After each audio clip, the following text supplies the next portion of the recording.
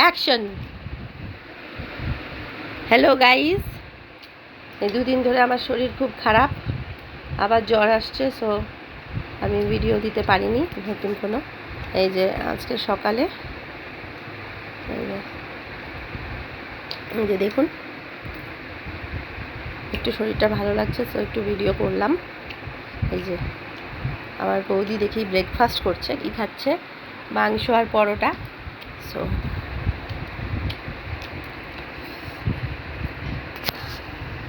দেখুন, আঙুল চেটে চেটে খাচ্ছে একদম।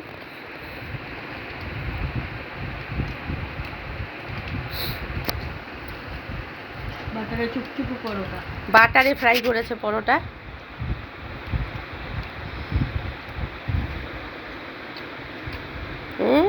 আস্তে আঙুল চাটো। Bye bye.